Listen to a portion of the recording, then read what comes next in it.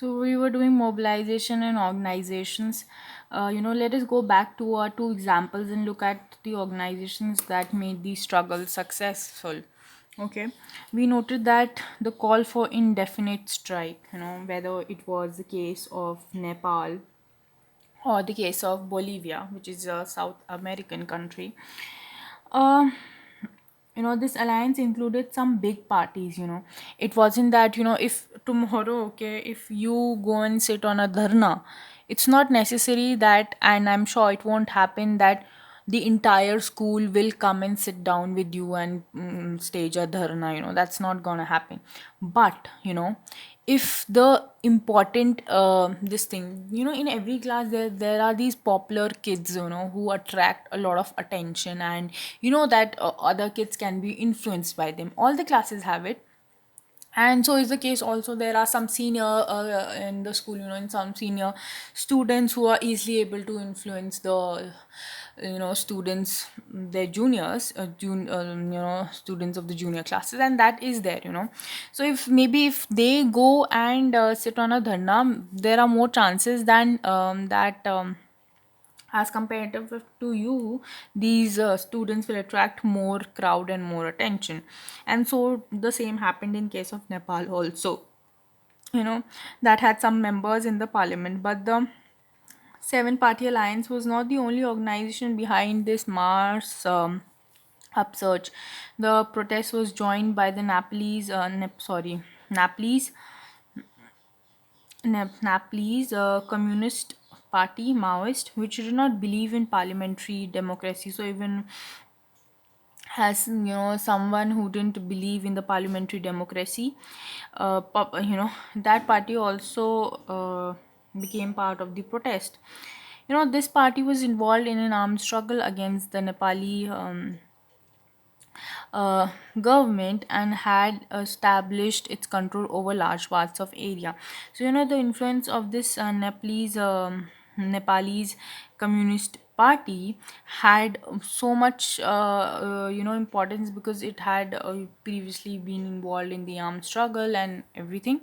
So the struggle involved this fight for democracy. The second movement, they involved many parties and not only one. Okay. uh, all the major labor unions and their federations joined this movement. Many other organizations, like the Organization of the Indigenous People, teachers, lawyers, and human rights groups, they all extended their support to the movement. The protest against the water privatization in Bolivia. So let's here we know the example that oh, okay, the case of Nepal. Okay, and now similarly the case of in the case of Bolivia was not led by any political party. It was led by an organization called FEDICOR. This organization comprised local professionals, including engineers and environmentalists. They were supported by Federation of Farmers who relied on irrigation, the Confederation of Factory Workers Unions, middle class students from the University of Cochabamba, and cities' growing population of homeless street children. So, who somebody who doesn't have home, how can they afford to spend 1,000 rupees on a monthly water bill? So, the movement was supported by the Socialist Party, and in a democracy, several different kinds of organization uh, work behind big struggles. It's not just one person, one party. It's a movement, because it is joined by so many parties, so many organizations across beliefs. These organizations play their role in two ways. One obvious was influencing the decision.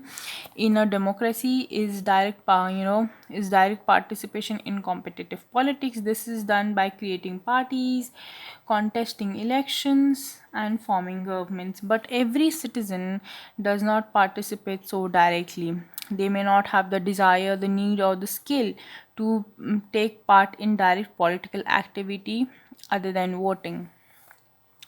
There are many indirect ways in which people can get governments to listen to their demands or their point of view. They could do so by forming an organization or undertaking activities to promote their interest or their viewpoints. These are called, interest groups or pressure groups. So it's not necessary that everybody, participates directly in these organizations, in these protests. There are many indirect ways. Here what we are talking about are these indirect ways, which play an important role. How people get government to listen to their demands and promote their point of view. So this is very important, that these are the indirect ways. They could do so by forming an organization or undertaking activities to promote their own interest. Okay, these are called interest groups or pressure groups. Sometimes people decide to act together without forming an organization, and sometimes people say that okay, it's not necessary to form an organization, we all can fight like that also. And Mungeri Lal keeps running. Feel good, Garibi Hatao. So here's this cartoon showing off of, I think, person who is um, running to remove poverty. Government's initial schemes and programs to elevate matlab kam karna the suffering of the um, poor and and meet their basic needs, but poverty remains in our country. What could be the reasons for such a situation? Okay, so we know that poverty still persists in India, and that's, we cannot deny that.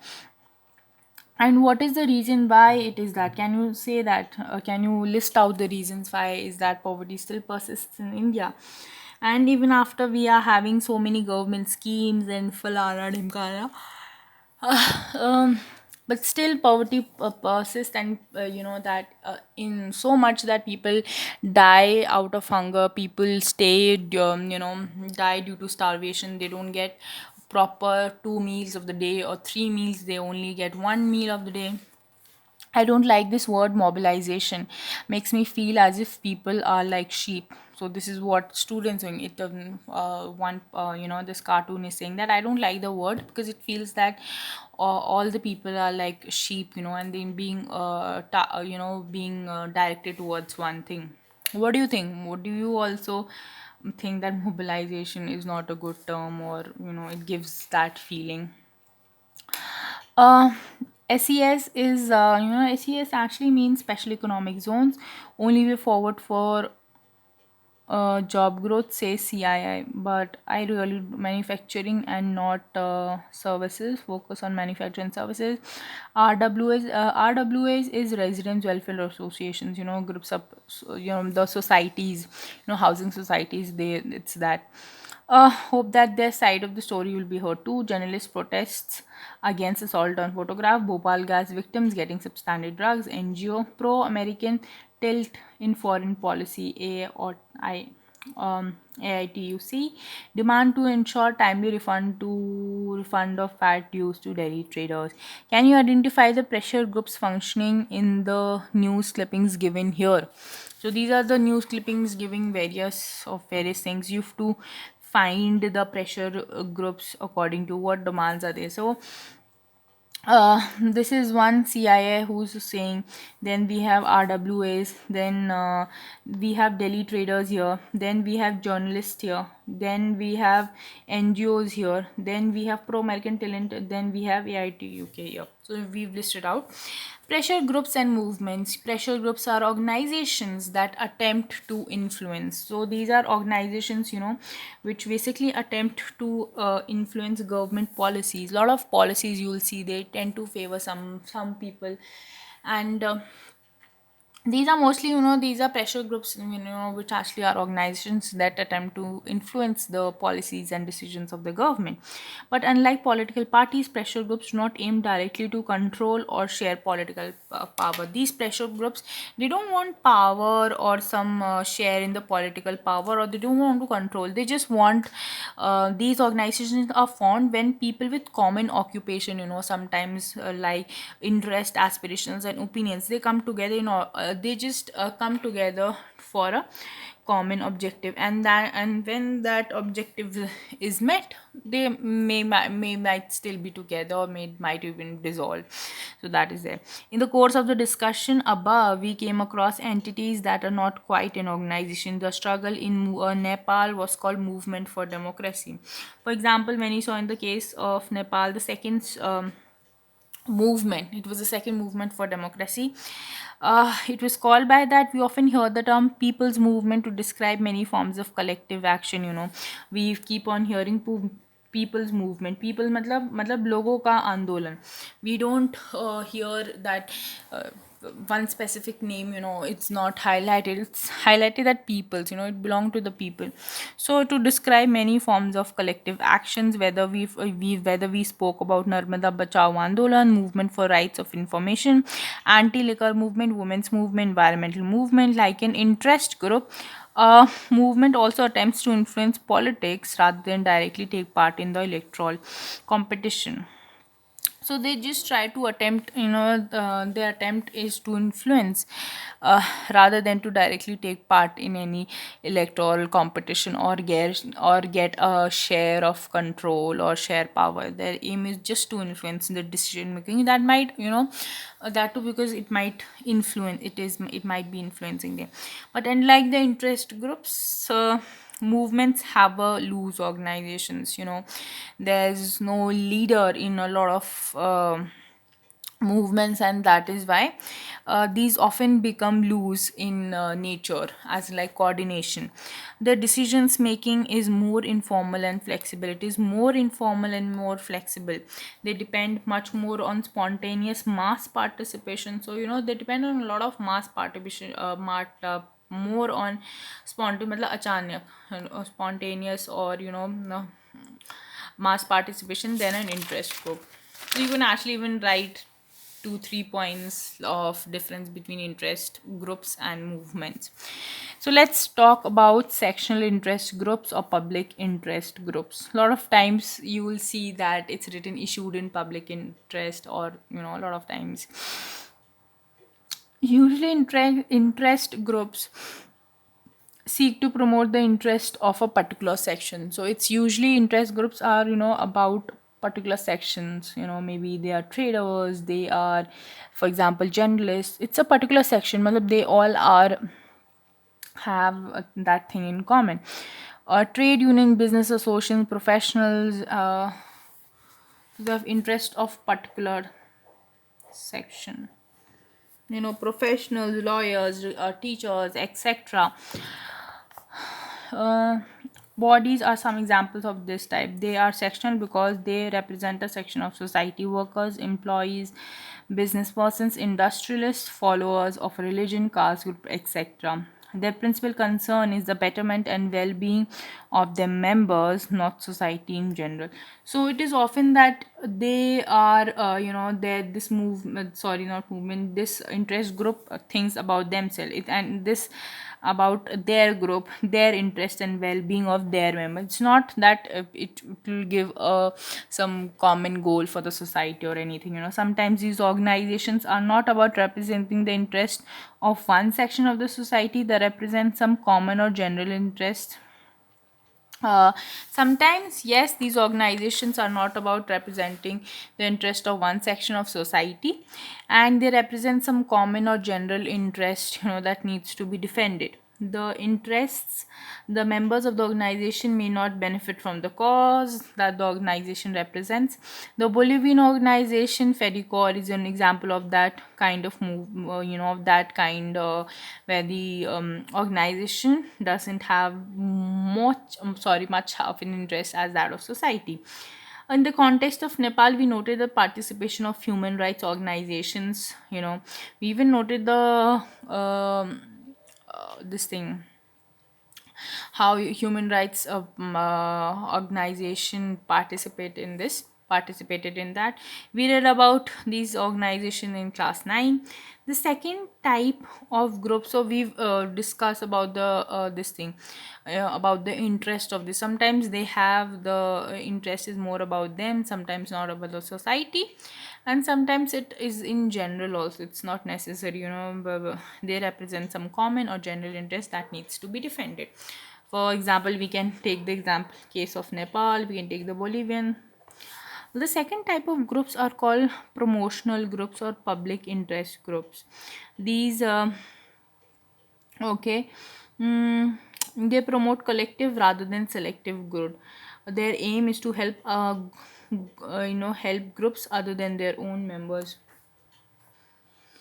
So their interest is more about to help groups other than own their own members. For example, a group fighting against bonded labor fights not for itself but for those who are suffering under such bondages. A lot of times we'll see um, it's the modern slavery if we talk about bondages labor. Okay, in some instances the members of the public interest group may undertake activities that benefit them as well as others also. For example, BAMSEF, which is backward and minority communities employees federation, is an organization largely made up of the government employees that campaigns against caste discrimination. It addresses the problem of its members who suffer discrimination, but its principal concern is with social justice and social inequality in the entire country. So sometimes we see the specific, you might have also heard about in public interest, this and that and everything. Okay, so here you can see some of the pictures of protesters, land rights protest members of West Java, Indonesia, in June 2004. About 15,000 landless farmers from West Java traveled to Jakarta, the capital city. They came with their families to demand land reforms, to insist on the return of their farm. Demonstrations chanted "No land, no vote," declaring that they would boycott Indonesia's first direct presidential election if no candidate backed land reform. So they said that if you want us to vote, then you have to, reform the land rights and everything. Okay, you should look up at Google Indonesia land rights protest. Okay, so you can see different pictures from that land rights protest. Now let's talk about so we saw here, the two types of here we saw the two types of group. First is sectional group. Okay, where it might sometimes and might not sometimes, be in the benefit of society. And similarly again, the other one is public interest groups, the organizations and everything. They work for the people. It is for more for the members than for the sorry, the second one, public interest ones, it is more for the society than for the members of it. Sometimes it can be that it, for of course, it's betting the benefiting the members also, and the society also in general. So the both the cases can be there in whether you talk about sectional interest groups or public interest groups. Now let's talk about movements group. As in the case of interest groups, the groups involved with movements also included a very wide variety. It's not necessary that only some have to be there, with only with interest. Sometimes they can be a very wide variety. The various examples mentioned above already indicate a simple in distinction.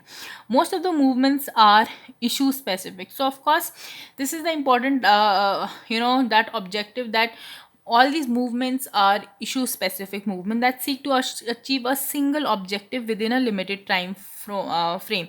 So they want something. For example, Bolivia wanted the maintenance of water supply should be given back to the municipality corporation rather than to an multinational company. Second, the case of Nepal, they wanted their objective was return of democracy. So it's very limited within this whole movement groups are, they have specific objectives, and they're very time framed. Okay, others are more general or generic movements that seek, and some are very general. Okay, that they're going to seek a broad goal in a very long time. So others are like that. For example, conservation of forest, or say wetlands, or many others. The Nepalese government for democracy arose with the specific object of reversing the king's order that led to the suspension of democracy. In India, Narmada Bachao Andolan is a good example of this kind of movement. The movement started with specific issues of the people, who were displaced by the creation of Sardar Sarovar Dam on the Narmada River. So this Narmada actually flows through not only one state but many states. It covers Gujarat, that side, and it covers Madhya Pradesh, And so the issue of Narmada is actually very vast. Okay, you should Google it up. It's if you Google up and you don't understand something, you please feel free to comment down and I'll surely reply. Its objective was to stop the dam from being constructed, but in today's time, this is the sad reality that Narmada Dam is ready. It's in full function. Gradually, of course, there were few changes that what area and everything there were changes. Gradually, it became a wider movement and then questioned all such big dams. Then that was a longer term goal. The smaller term goal was the displacement of people and everything due to the dam on the due to the Sardar Sarovar Dam on the Narmada River. And then gradually it became a wider movement which questioned all such big dams and the model of development that required such, it questioned the big dams and the model of development that required such dams. Movements of this kind tend to have a clear leadership and some organization. So there is very clear leadership, who are the leaders, who's going to be part of it and who's not going to be. So do one thing, search the leader for Narmada Bachao Andolan. Okay, so search. Also, you will also get a name of very famous lady. She is associated with Narmada Bachao Andolan. Google it up and write it on the comment section. These single issue movements can be contrasted with movements that are long term and involve more than one issue. The environmental movements and the women's movement are examples of such. So they're very long terms also. When we talk about environmental movements, such as I talked about the conservation of forests, save the wetlands and Folana movements, and women's movement are examples of such movement. There's no single organization that controls or guides such movement. Environmental movements is a label for a large number of organizations and issue specific movements. When we say environmental movement, it's not about one specific issue. It covers such a wide variety of issues and subjects and objectives that it cannot be be solved under one thing. And all these have separate organizations, independent leadership organizations, okay, then often very different views on policy. Some says that every this thing they have, there are so many policies, so every group organizations have different view on a policy. Some might praise a policy, some might criticize, some might give changes for amendments, changes and amendments are same thing, sorry. Some might advise or recommend for different changes in the policy and so on. Social movements and pressure groups try to mobilize citizens in many ways. So the main aim is to of these social movements and pressure groups is to mobilize citizens in many ways. The collage here shows some of the sign. Where are our dear ones missing? So here they sing Shanti. So these are different these um, collage of here which show the how they have tried to mobilize citizens. So let's talk about okay, what was the last line here? All these they have different separate organizations, independent leadership. So we talked about organization, independent leadership, and often have different views on policy related matter. Yet all these share a broad objective and have a similar approach. So they might have different views, a little bit of here and there might be different, but the broad objective is same. That is environment conservation, environment movement. That is why they are called a movement. If they wouldn't have the broad objective as same, then it wouldn't have been clubbed together into one. Sometimes these broad movements have very loose umbrella organizations as well. For example, the National Alliance for People's Movement is an organization. So all the organizations which are working for a cause, for example, that is maintained and everything under one big organization. For example, the National Alliance of a People's Movement, various movement groups struggling on specific issues are constituents of this loose organization which coordinates the activity. So what do the big organization which does? So it coordinates the activities of large number of people's movement in our country. So if everybody is doing whatever they mount, whatever they want, how are they going to actually come and be more aligned and everything? So somebody has to be there to do that also, right? How do they influence politics? Pressure groups and movements exert influence on politics in a variety of ways. They try to gain public support and sympathy. So they try to take public support, sympathy for the goal, and their activities by carrying out information campaigns or meetings, filing petitions, etc. Most of the groups try to influence the media into giving more attention to these issues. They often organize, so there's protest activities like strikes or disrupting government programs. Workers associations, employees associations in most of the movements groups often resort to these tactics in order to force the government to take note of their demand. Business groups often employ professional lobbyists, or sponsors sponsor expensive advertisements. Some persons from pressure groups or movements groups may participate in official bodies and committees that offer advice to the government. While the interest group or movements do not directly engage in any political party, they try to exert their influence on political party. Most of the movement groups take political stance without being a party. So that's how it is. They have political ideology and political position on major issues. The relationship between political party and pressure group can take very different forms, some direct and there are others which are indirect. Okay. So in some instances the pressure groups are either formed or led by the by the leaders of political parties or act as extended arms of political parties. Sometimes some organizations are actually they are an extended arm of political parties, as in they have the support of a political party. For example, most trade unions and students organization in India are either established by or affiliated to one or the other major political party. Most of the leaders of such pressure groups are usually activists or leaders of party. So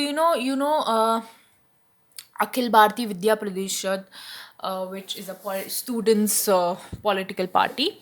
Uh, okay, so that is actually supported by Bharatiya Janata Party, and similarly, there's for Congress also, and other parties also. Google up and get to know about them. Sometimes political parties grow out of movements, and sometimes political parties, the existence of party come due to the political movement or due to such mass movements. For example, when the Assam government led by students against foreigners came to an end, it led to the formation of Assam Ghana Parishad. The roots of parties like DMK and AIA at DMK in Tamil Nadu can be traced to a long drawn reform movement during the 1930s and this thing 1940s. The other example that I can give you is of Kejriwal, Aam Aadmi Party. So it's Kejriwal Aam Aadmi Party. AAP is Aam Aadmi Party. So Kejriwal was associated with Anna Hazare and thus came the existence of Aam Aadmi Party, which actually governs the Delhi government today. Delhi government is run by the Aam Aadmi Party. In most cases of relationship between parties and interest or movement groups is not so direct. They often take positions that are opposed to each other, yet they are in dialogue and negotiations. Movement groups have raised new issues that have been taken up by political parties. Most of the new leadership of political party comes from interest or movement groups. Is there so If you talk about this thing, is there this influence, is it healthy? It may initially appear that it is not healthy for groups that promote interest of one section to have influence on in democracy. A democracy must look after the interest of all and not just one section. Also, it may seem that these groups wield power without responsibility. It may be seen that they take power and they're not even responsible for something.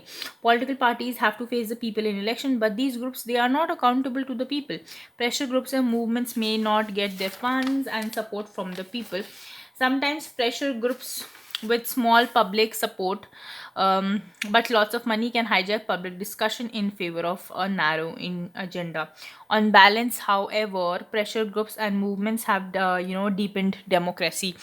Putting pressure on the rulers is not a unhealthy activity in a democracy, as long as everyone gets this opportunity. Governments can often come under undue pressure from a small group of rich or powerful people. Public interest and groups and movements perform a useful role of countering. So this is used as a role of counter to counter the rich people and powerful people. The this undue influence and reminding that government that the needs of people and concerns of the ordinary citizens. Even the sectional interest groups plays a valuable role, where different groups of functions actively, no one single functions actively, and no one single group can achieve dominance over society. If one group brings pressure on the government to take more policies in favor, then another will bring counter pressure not to make policies in the same first group desires. The government gets to hear about what different sections of the of the population want. This leads to a rough balance of power, and thus leads to the balance of power and accommodate all the interest groups. This cartoon is called News and No News. Who is most often visible in the media? Who are most likely to hear about in the newspaper? So, whom do you hear about in the newspaper, and whom do you not hear about the in the newspaper? So, here's one more cartoon that we didn't see. Um, so many democratic government provide the right to information to the citizens. The RTI Act 2005 is a landmark legislation passed by our parliament. Under this act, citizens can seek information from the government offices pertaining to different activities. So they can give information regarding different activities, of the government, or any other information if they need. Do you think the cartoon exaggerate the obstructionist role of bureaucracy in the implementation of the act? So, do you think that this is in hand pump, and you can see the bureaucracy coming in the way of water, for example, and he's this is the person who's come to fetch water? Do you think that? And whereas this is the right to information, it's saying the wow, people are clapping that yeah, yeah, yeah, and then you can see bureaucracy coming in the way. So do you think that the cartoon exaggerates the obstruction role of bureaucracy in the implementation of the act? Now the bureaucracy act sorry now the sorry, the RTI Act is very solid. Okay, you just have to pay a minimum, there's a minimum charge, that too of rupees only 10 in most of the states. It might also vary, but in central government it's only rupees 10, and in other states also, most of the states, it's 10 rupees only. And what information you want, or stats or everything you want regarding a government institute, public institute, you can easily get it. You should also try to do this exercise if you want some information regarding group or so. Okay.